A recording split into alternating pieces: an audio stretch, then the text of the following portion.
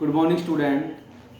Today we are discuss about medical surgical nursing first. In medical surgical nursing first, we are discussing about GI tract abnormality. In GI tract abnormality, today we will discuss about pancreatitis. About pancreatitis. First of all, we are discuss its definition. What is pancreatitis? This is pancreas. If this pancreas get inflamed, is called pancreatitis. Pancreatitis is the inflammation of pancreas, मतलब जब pancreas के अंदर inflammation हो जाती है, जब pancreas इन्फ्लाम हो जाता है तो उसको हम बोलेंगे पेनक्रियाटिस। नेक्स्ट बात करें कि पेनक्रियाज क्या होता है। तो पेनक्रियाज क्या है, एक तरह की ग्लैंड होती है जो कि हमारे स्टमक के बिल्कुल बिहाइंड में प्रेजेंट होती है, जो कि हमारे स्टमक के बिल्कुल बिहाइंड में प्रेजेंट होती है। और जो पेनक्रियाज है वो दो तरह के, एक तो हार्मोन को सिक्रीट करता है जिसको हम इंसुलिन बोलते हैं, और एंजाइम को भी सिक्रीट करता है, जैसे ट्रिप्सिन हो गया, लाइपेज हो गया। ये एंजाइम है वो पेनक्रियाज के द्वारा सिक्रीट किए जाते हैं। ट्रिप्सिन, लाइपेज और अमाइलेज एंजाइम को पेनक्रियाज है वो सिक्रीट करता है। तो ये पेनक्रियाटिस था कि जब पेनक्रियाज की इन्फ्लेमेशन होगी तो उसको पेनक्रियाटिस बोलेंगे। अब इसके टाइप्स होते हैं, ये दो टाइप्स का होता है, एक होता है एक्यूट पेनक्रियाटिस और एक होता है क्रोनिक पेनक्रियाटिस। तो एक्यूट और क्रोनिक पेनक्रियाटिस को हम अलग अलग पार्ट्स के अंदर पढ़ेंगे। फर्स्ट वन हम पढ़ते हैं एक्यूट पेनक्रियाटिस। ओके, नेक्स्ट हम बात करेंगे इनके टाइप्स की। तो फर्स्ट वन टाइप हमारा है एक्यूट पेनक्रियाटिस। तो एक्यूट पेनक्रियाटिस की अगर डेफिनेशन की बात करें तो एक ऐसा पेनक्रियाटिस, मतलब पेनक्रियाज की जो इन्फ्लामेशन है वो अचानक से अक्कर हो जाती है, उसको हम बोलेंगे एक्यूट पेनक्रियाटिस। मतलब when it is inflammation, acute pancreatitis is inflammation of pancreas that occur suddenly and resolve in few day after treatment. मतलब ऐसी इन्फ्लामेशन जो अचानक से अक्कर हो जाती है और अक्कर होने की कुछ 1 वीक के अंदर वो ठीक हो जाती है विद ट्रीटमेंट और विदाउट ट्रीटमेंट। जब ठीक हो जाती है तो उसको हम बोलेंगे एक्यूट पेनक्रियाटिस। अब हम बात करें कि एक्यूट पेनक्रियाटिस के कॉज क्या होंगे, इसके कॉज क्या क्या होंगे। फर्स्ट वन जो पेनक्रियाटिस हो रहा है एक्यूट टाइप का, उसका पहला कॉज रहेगा आपको इन्फेक्शन, चाहे वो बैक्टीरियल इन्फेक्शन हो रहा है या वायरल इन्फेक्शन हो रहा है, उसकी वजह से पेनक्रियाटिस हो सकता है। नेक्स्ट है blunt abdominal trauma. Blunt abdominal trauma, अगर जो लेफ्ट साइड है, एब्डोमेन की जो लेफ्ट साइड है वहां पर अगर कोई ब्लंट, वहां पर कोई प्रेस लग जाता है, दबाव वहां पे लग जाता है, या कोई ऑटोमोबाइल एक्सीडेंट हो जाता है, उसकी वजह से पेनक्रियाज के लिए ट्रॉमा हो जाए तो भी इन्फ्लेमेशन हो सकती है। पीयूडी, पेप्टिक अल्सर डिजीज, अगर पेशेंट को पेप्टिक अल्सर डिजीज है, हमने पीछे पढ़ा होगा कि पेप्टिक अल्सर डिजीज क्या होती है। अगर पेशेंट को पेप्टिक अल्सर डिजीज है तो उस कंडीशन में पेनक्रियाटिस हो सकता है। Auto digestion of pancreatic tissue, auto digestion of pancreatic tissue का मतलब है कि जब पेनक्रियाज के थ्रू जो एंजाइम रिलीज हो रहा है वो एंजाइम अगर पेनक्रियाज के टिश्यू के कांटेक्ट में आ जाता है तो उन टिश्यू का वहां पे डाइजेशन होना स्टार्ट कर देता है। मतलब वो एंजाइम है वो टिश्यू को डाइजेस्ट कर देगा, टिश्यू को तोड़ देगा, तो उसको हम बोलेंगे auto digestion of pancreatic tissue. Nephritis, nephritis का मतलब है कि जो नेफ्रॉन्स है, किडनी के अंदर जो नेफ्रॉन्स है, अगर उन नेफ्रॉन्स के अंदर इन्फ्लामेशन हो रही है, इन्फेक्शन हो रहा है, उसकी वजह से इन्फ्लामेशन होगी नेफ्रॉन की, तो ये वाला इन्फेक्शन है वो पेनक्रियाज तक आ सकता है, जिससे पेनक्रियाटिस हो सकता है। Biliary tract disease, biliary tract disease का मतलब है कि जिस ट्रैक से, जो कॉमन बाइल डक्ट है उस ट्रैक में, बाइल्स ट्रैक के अंदर कोई डिजीज है तो वहां से जो डिजीज है वो पेनक्रियाज के अंदर ट्रांसफर हो सकती है और इन्फेक्शन कोज कर सकती है।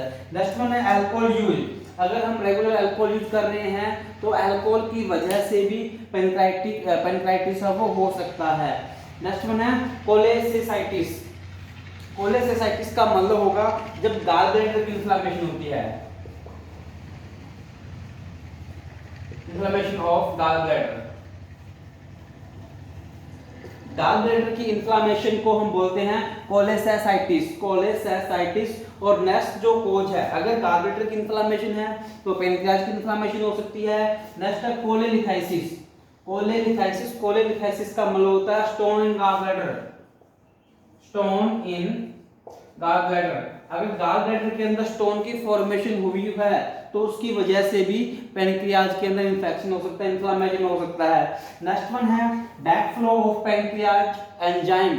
पैनक्रियाज एंजाइम हमने बात की, ट्रिप्सिन, ट्रिप्सिन होता है, लाइपेज होता है, अमाइलेज, ये 3 तरह के एंजाइम हैं वो सॉरी पैनक्रियाज के थ्रू सिक्रीट किए जाते हैं। तो इन एंजाइम्स का जो पैनक्रियाटिक डक्ट है उसके थ्रू अगर कॉमन डक्ट के अंदर वो नहीं जा पा रहे तो और उनका बैकफ्लो हो रहा है, बैकफ्लो वापस पैनक्रियाज के अंदर हो रहा है, तो ये एंजाइम क्या करेंगे, उस पैनक्रियाज के जो टिश्यू होते हैं उन टिश्यू को नेक्रोटाइज करना स्टार्ट कर देंगे, ब्रेक डाउन करना स्टार्ट कर देंगे, उनका डाइजेशन करना स्टार्ट कर देंगे, जिसकी वजह से इन्फ्लेमेशन होती है। तो एंजाइम के बैकफ्लो से भी इन्फ्लेमेशन हो सकती है। और नेक्स्ट वन है फैमिली हिस्ट्री।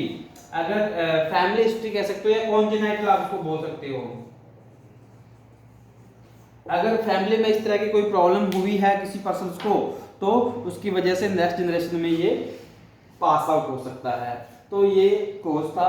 कोज के बाद नेक्स्ट हम बात करेंगे पैथोफिजियोलॉजी की, कि जो एक्यूट पैनक्राइटिस है उसकी पैथोफिजियोलॉजी क्या रहेगी, किस किस तरह से जो पैनक्राइटिस है वो क्रिएट होगा।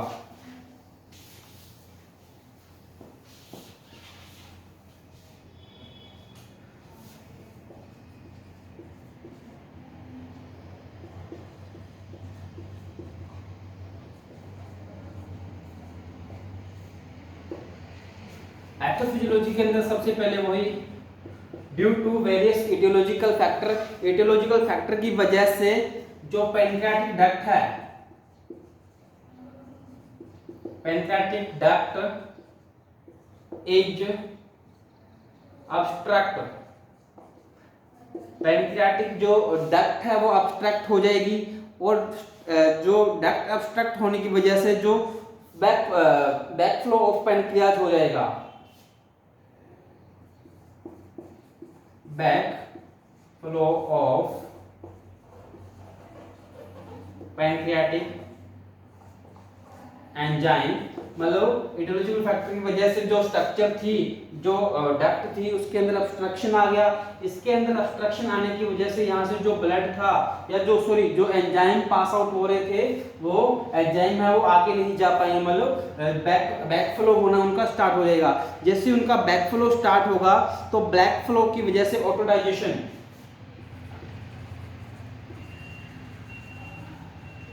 ऑटोडाइजेशन of pancreatic tissue, pancreatic tissue का ऑटोडाइजेशन होना स्टार्ट हो जाएगा। और जैसे ही पैनक्रियाज के टिश्यू का ऑटोडाइजेशन होना स्टार्ट हो जाएगा तो उसकी वजह से इन्फ्लामेशन, इन्फ्लामेशन अकर होगी, और इन्फ्लामेशन अकर हो जाती है तो उसको हम बोलते हैं पैनक्राइटिस। तो ये इसकी पैनक्राइटिस की जो एक्यूट पैनक्राइटिस है उसकी इन्फ्लामेशन रहेगी, सॉरी उसकी पैथोफिजियोलॉजी रहेगी। इस वे में ये इसकी पैथोफिजियोलॉजी होगी, एटियोलॉजिकल फैक्टर की वजह से ऑब्स्ट्रक्शन आ जाएगा, डक्ट्स के अंदर फ्लो के अंदर ऑब्स्ट्रक्शन आ जाएगा, जिसकी वजह से एंजाइम बैकफ्लो होना स्टार्ट हो जाएगा। और एंजाइम अगर बैकफ्लो होता है तो वो ऑटोडाइजेशन करने लग जाएगा पैनक्रियाज के टिश्यू का, और जब पैनक्रियाज के टिश्यू का ऑटोडाइजेशन होना स्टार्ट हो जाता है तो उस कंडीशन में वहां पर इन्फ्लामेशन की फॉर्मेशन होती है। और अगर इस तरह से इन्फ्लामेशन फॉर्म होती है तो उसको हम बोलेंगे पैनक्राइटिस, मतलब पैनक्रियाज की इन्फ्लामेशन। नेक्स्ट हम बात करेंगे इसके डायग्नोसिस की, सॉरी इसके साइन सिम्टम्स की, कि कौन कौन से साइन सिम्टम है वो एक्यूट पैनक्राइटिस के अंदर अकर होते हैं। तो साइन सिम्टम के अंदर क्या होगा, अपर लेफ्ट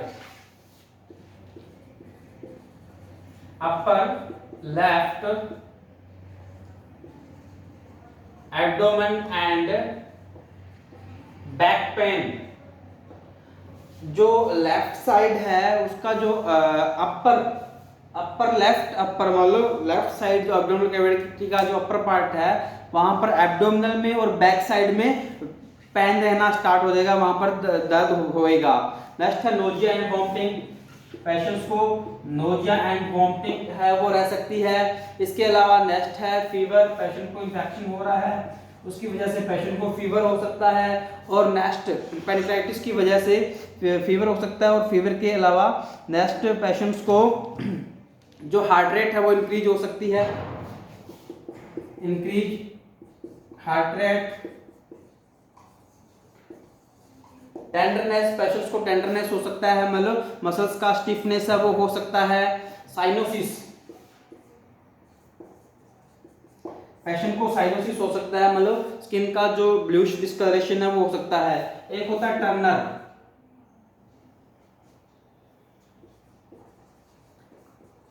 टर्नर साइन और एक होता है कुलन साइन। तो टर्नर और कुलन साइन है वो अक्सर हो सकते हैं। टर्नर साइन क्या होता है, जब जो लास्ट रिब्स है, लास्ट रिब लेफ्ट साइड में लास्ट जो रिब्स है and hip, sorry left side between last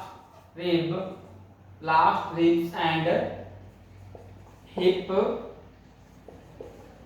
cyanosis occur. मतलब कि जो लेफ्ट साइड में हमारा जो लास्ट रिब्स है, जैसे ये लास्ट रिब्स होती है, उस रिब्स और जो हिप बोन है, इन दोनों के बीच में जो फ्लैंक एरिया बनता है, उस एरिया में क्या होगा, साइनोसिस अक्कर हो जाएगा, वहां पे ब्रूजिंग होना स्टार्ट हो जाएगी। मतलब वहां पे ब्लूइश डिस्कलरेशन अगर अक्कर होता है तो वो पेनक्राइटिस का साइन सिम्टम है और उसको हम बोलते हैं टर्नर साइन। ऐसे ही नेक्स्ट होता है कुलन साइन। कुलन साइन के अंदर क्या होता है कि जो हमारी एब्डोमिनल कैविटी है, एब्डोमिनल कैविटी के अंदर जो हमारा अम्बलाइकल है, तो उस अम्बलाइकल के सराउंडिंग अगर ब्लूइश डिस्कलरेशन हो रहा है तो उसको हम बोलेंगे कुलन साइन। तो ये साइन है वो अक्कर हो सकते हैं पेनक्राइटिस के अंदर, एक्यूट पेनक्राइटिस के अंदर। नेक्स्ट हम बात करेंगे डायग्नोसिस की, कि किस तरह से हम इसको डायग्नोज करेंगे।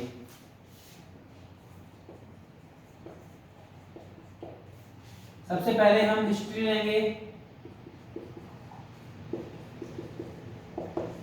पेशेंट की हिस्ट्री लेंगे कि कब से हो रहा है, इस तरह के जो साइन सिम्टम है वो तो अक्कर नहीं हो रहे, और फैमिली हिस्ट्री के बारे में पूछेंगे कि फैमिली में इस तरह की प्रॉब्लम तो नहीं थी। फिर हम नेक्स्ट वन करेंगे फिजिकल एग्जामिनेशन। फिजिकल एग्जामिनेशन करके देखेंगे कि जो साइन सिम्टम है वो बॉडी में अक्कर हो रहे हैं कि नहीं हो रहे, हम इंस्पेक्ट करेंगे, पालपेट करेंगे, परकशन करके हम देखेंगे कि वहाँ पे जो साइन सिम्टम हमने एक्यूट पेनक्राइटिस के अंदर पढ़े वो अक्कर हो रहे हैं कि नहीं हो रहे। इसके अलावा हम ब्लड इन्वेस्टिगेशन, ब्लड इन्वेस्टिगेशन के अंदर हम सीबीसी करवा सकते हैं, हम जो अमाइलेज, सीरम अमाइलेज का लेवल चेक करवा सकते हैं, या सीधा हम कहें कि एंजाइम, सीरम एंजाइम, जैसे ट्रिप्सिन का लेवल कितना है, लाइपेज का कितना है, अमाइलेज का लेवल है वो हमारे ब्लड्स के अंदर कितना है, तो ये हम चेक करवा सकते हैं। नेक्स्ट है ब्लड यूरिया, ब्लड यूरिया को चेक करवाएंगे ताकि पता लगे नेफ्राइटिस तो नहीं हो रहा। नेक्स्ट हम ब्लड शुगर, ये जो 4-5 टेस्ट है अभी हम एक्यूट पेनक्राइटिस के अंदर ब्लड इन्वेस्टिगेशन के अंदर करवाएंगे। इसके अलावा हम इमेजरी टेस्ट, इमेज टेस्ट के अंदर सीटी स्कैन करवा सकते हैं, यूएसजी करवा सकते हैं, और एमआरआई करवा के हम पेशेंट्स की जो डिजीज कंडीशन है उसके बारे में पता लगा सकते हैं। इसके अलावा ईआरसीपी, इमेजरी टेस्ट के अंदर ही हम ईआरसीपी और एमआरसीपी करवा सकते हैं। जो फुल फॉर्म है वो रहेगी, ईआरसीपी की रहेगी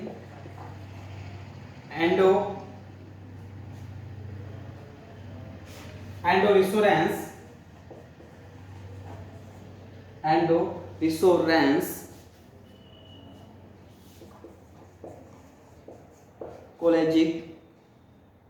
कोलेंजियो पेनक्रियोटोग्राफी,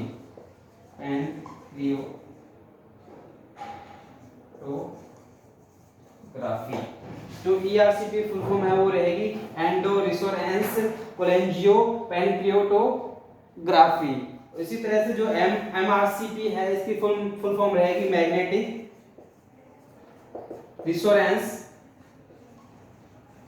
रिसोनेंस कोलेंजियोपेनक्रियाटोग्राफी।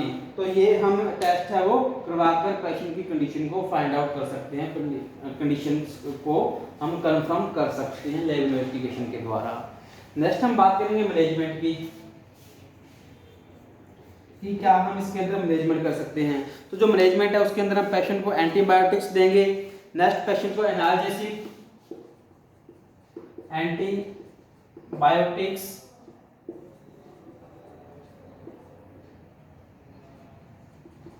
एनाल्जेसिक, पेशेंट को इन्फेक्शन हो रहा है तो एंटीबायोटिक्स देंगे, पेन हो रहा है तो हम उसको एनाल्जेसिक देंगे। आईवी फ्लूइड, पेशेंट को हम एनपीओ रखेंगे, एनपीओ नील पर ऑरल रखेंगे। आईवी फ्लूइड हम उसको ज्यादा से ज्यादा देंगे। कंप्लीट बेड रेस्ट हम उसको प्रोवाइड करेंगे, कंप्लीट बेड रेस्ट उसको हम प्रोवाइड करेंगे। नेक्स्ट है अवॉइड अल्कोहल,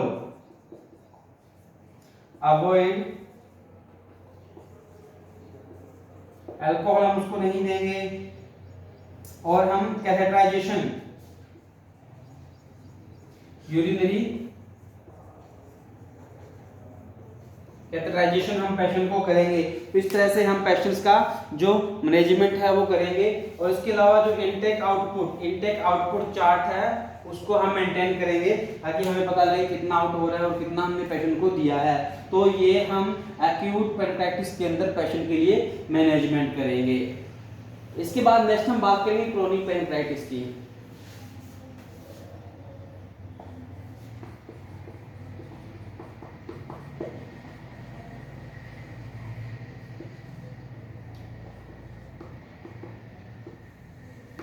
क्रोनिक पेनक्राइटिस की जो डेफिनेशन है वो इस तरह रहेगी कि अगर जो इन्फ्लामेशन जो हो रही है पेनक्रियाज की वो अगर बार बार हो, मीन्स कि एक्यूट जो इन्फ्लामेशन है उसका एक्यूट इन्फ्लामेशन अगर बार बार होती है तो उसको हम बोलेंगे क्रोनिक पेनक्राइटिस। डेफिनेशन रहेगी chronic pancreatitis is inflammation of pancreas that does not heal और इम्प्रूव। मतलब if inflammation of pancreas is not healed or it is permanent, then we can call it is chronic pancreatitis या chronic type का पेनक्राइटिस है। मतलब जो inflammation हो रही है वो लंबे टाइम तक रह रही है और वो ठीक नहीं हो रही, परमानेंट हो गई है, परमानेंट डैमेज वो कर रही है, उसको हम बोलेंगे कि वो क्रोनिक टाइप की पेनक्राइटिस है। नेक्स्ट हम बात करें इसके कोज क्या रहेंगे। जो क्रोनिक पेनक्राइटिस है उसका जो कोज है वो क्या रहेगा। फर्स्ट वन है हैवी अल्कोहल। अगर पेशेंट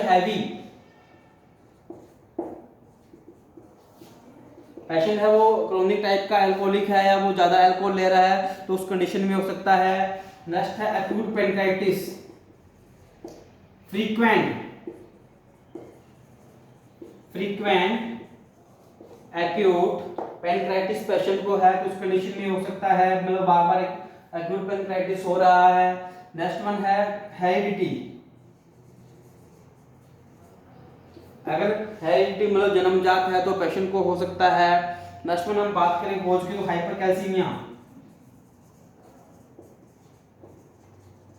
अगर ब्लड के अंदर कैल्शियम का लेवल वो नॉर्मल से ज्यादा है, कैल्शियम ब्लड के अंदर ज्यादा है तो उस कंडीशन में हो सकता है। या थायराइड, हाइपरथायरॉइडिज्म की कंडीशन है तो उस कंडीशन के अंदर मतलब हाइपरथायरॉइडिज्म की कंडीशन अगर पेशेंट को है तो उस कंडीशन में कैल्शियम वो ज्यादा रिलीज होगा बोन से और ब्लड के अंदर ज्यादा आएगा तो हाइपरकैल्सीमिया हो जाएगा। तो हाइपरकैल्सीमिया की वजह से भी पेनक्राइटिस हो सकता है। नेक्स्ट वन हम बात करें तो pancreatic enzyme, high pancreatic enzymes है वो कोच कर सकता है। नेक्स्ट है बैकफ्लो ऑफ पैनक्रियाटिक एंजाइम। अगर पैनक्रियाटिक एंजाइम का बैकफ्लो हो रहा है तो उस कंडीशन में भी जो क्रोनिक टाइप का पैनक्राइटिस है वो हो सकता है। तो ये मेन कोज है जो कि क्रोनिक टाइप का पैनक्राइटिस है वो पेशेंट के अंदर कोज कर सकते हैं। अब कोज के बाद हम नेक्स्ट बात करेंगे पैथोफिजियोलॉजी की, कि जो पैथोफिजियोलॉजी है वो किस तरह से अक्कर होएगी। पीपी तो वही ड्यू टू इटियोलॉजिकल फैक्टर की वजह से frequent attack of acute पैनक्राइटिस।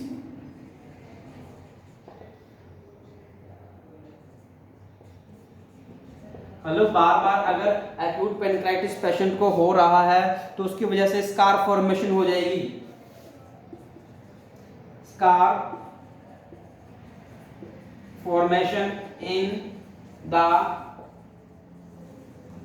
Pancreas, मतलब जो फाइब्रोइक टिश्यू है उनका फॉर्मेशन होना स्टार्ट हो जाएगा। स्कार फॉर्मेशन वहां हो जाएगी। जब स्कार फॉर्मेशन वहां पर हो जाएगी तो स्कार फॉर्मेशन की वजह से क्या होगा, इरिवर्सिबल चेंज आ जाएगा।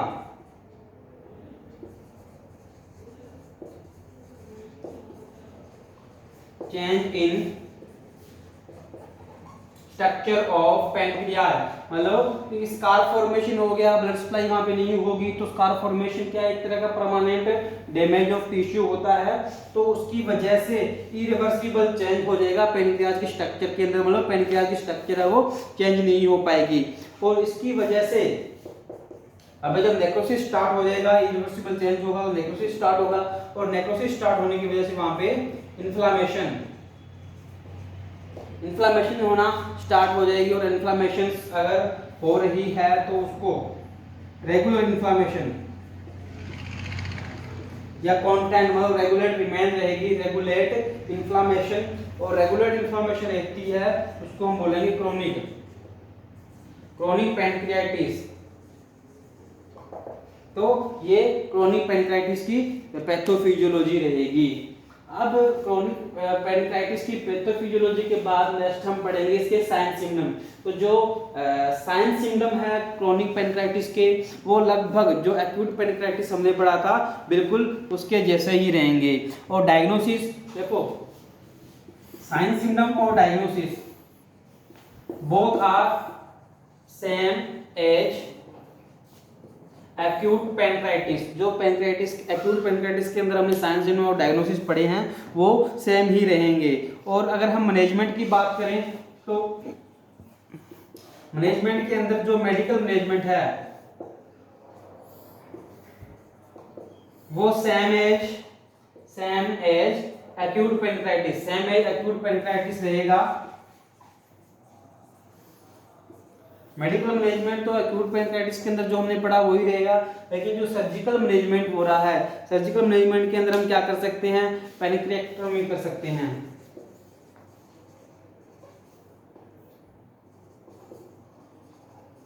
पैनक्रिएक्टोमी कर सकते हैं। पैनक्रिएक्टोमी के अंदर हम या तो टोटल और सब टोटल पैनक्रिएक्टोमी या सब टोटल पैनक्रिएक्टोमी हम कर सकते हैं। मतलब या तो कंप्लीट पार्ट को रिमूव कर सकते हैं या जो पार्ट डैमेज है उस पार्ट को हम रिमूव कर सकते हैं। और दूसरी जो सर्जरी है वो रहेगी एंडोस्कोपिक सर्जरी।